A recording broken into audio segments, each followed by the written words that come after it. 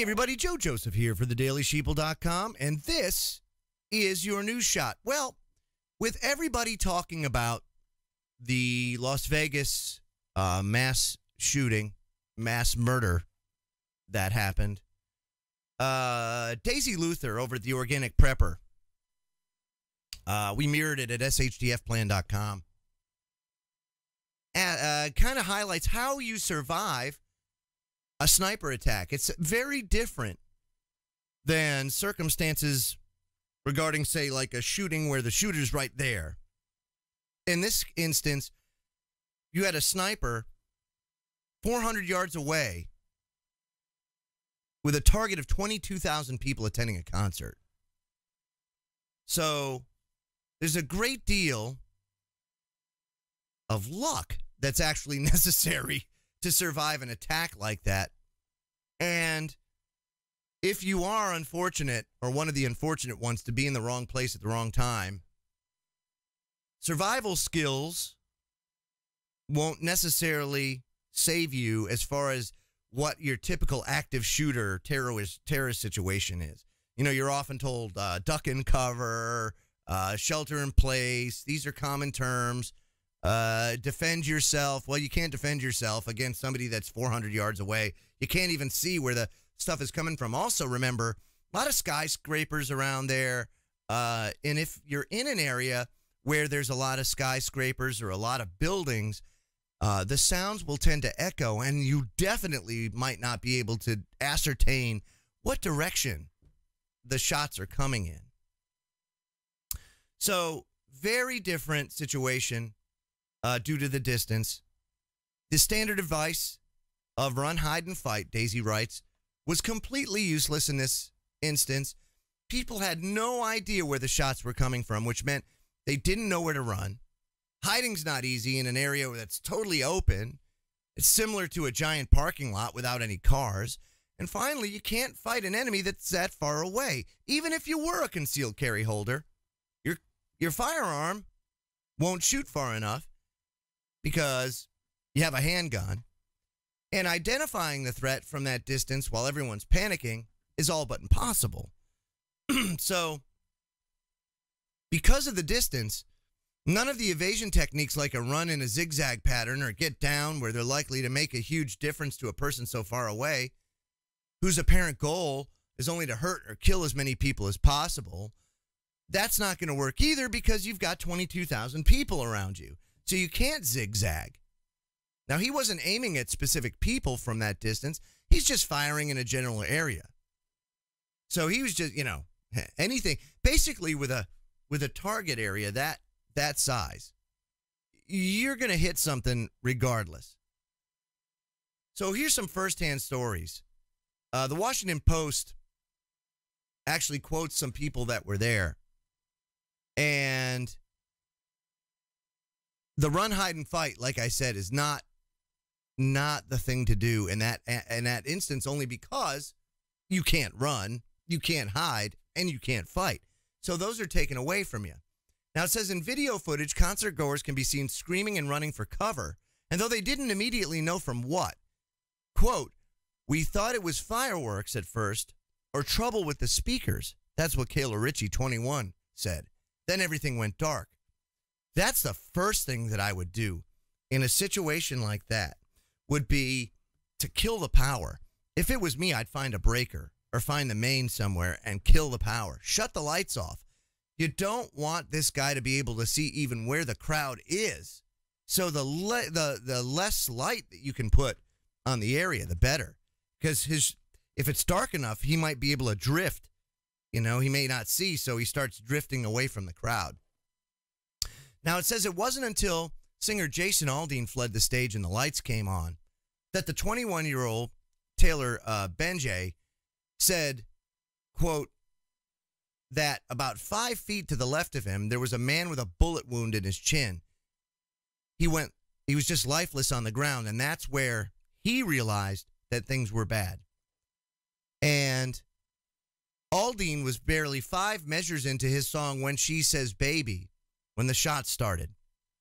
So that's what the people on the ground said. So how do you survive a sniper attack? Because a sniper attack is very different, and the rules of surviving these attacks don't apply, the standard rules. So the first thing that you should do is know what gunfire sounds like. See, a lot of people that were interviewed, they didn't understand what they were hearing at first. They thought it was fireworks or perhaps lights blowing out. They didn't understand that what they were hearing was fire, was gunfire. And because of that, they lost precious seconds when people were frozen targets while they tried to wrap their brains around what was actually happening. See, in a situation like this, seconds are precious. Seconds are an eternity and can definitely mean the difference between life and death. The faster that you take action, the more likely you are to survive. The second thing is always have a plan, no matter where you go, because we can't foresee all eventualities, especially like this one. But it helps to always have a survival mindset, always be in that mode. Don't let your guard down when you're out in the open and out in public, especially these days. So during an event like this, you definitely want to make sure that when you're entering the place, you know where to egress, you know how to get out, and you have that actively in your head before you start enjoying yourself. Know your surroundings. If you can identify right away, gunfire, have a plan. Know where the exit is. Start making your way towards the exit. Got to have a plan. Also, understanding the difference between cover and concealment is absolutely critical. Absolutely critical. Daisy writes, every NRA course I've ever taken discusses the difference between cover and concealment, because in many cases, when you're forced to use your firearm, there's already another person who's willing to shoot back.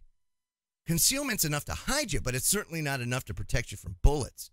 Cover's something sturdy enough to stop a bullet, like a concrete structure, perhaps a beam or a road divider, the engine block of your car, or a refrigerator, even a steel door or a brick wall. Now, when watching the video playback of the Las Vegas shooting, many people were seeking concealment behind flimsy barriers that it's not enough to protect yourself in any sort of situation with high-powered gunfire and a shooter spraying the area. Remember, shooter's not looking or targeting anybody specifically. It's just spray and spray. Just spraying the area with gunfire. Also, separate from the crowd. Remember, he's looking for largest concentration of people and firing into that concentration. You want to make sure that you get as far away from that crowd as you possibly can. Do not be in the center of that crowd. Get yourself out towards the walls or towards the barriers, the outer barriers of the place, and make your way to the door, to the exit. Don't stay in the middle of a crowd or a pack. You will be a target in a sniper situation or sniper scenario, at least in this type of scenario. Also, don't get down or play dead. Lots of people crouched down and got as low as they could. Now, that would be a good thing in many situations, but not in this one, because the guy's high up aiming down. So you're just a target. Don't do it. Also, listen for reloading. When the shooting stops, that's your time to move. And move quickly. You know, a lot of people are panicking. A lot of people are stampeding. And, when in wonder or in doubt, run in circles, scream and shout. Listen for the reload. Make your way from your cover to the exit as fast as you can. Now, again, it's going to be difficult because in this situation, probably not the best. Also, if it's just a chain link fence that's keeping you out, climb the fence and get out.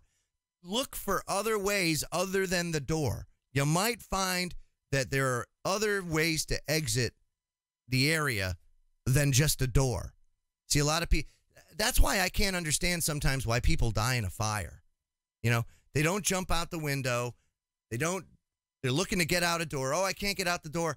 People forget, most houses are made of wood and sheetrock. Kick the wall out, for God's sake. You can do that, You have to be dynamic in your approach to survival, especially in a situation that's outside the norm. And if you take these simple steps, it will dramatically increase your ability to survive this situation than to get caught and killed. I'm Joe Joseph. This was thedailysheeple.com's News Shot. Feel free to comment below and visit our website at thedailysheeple.com. Have a great day, everybody.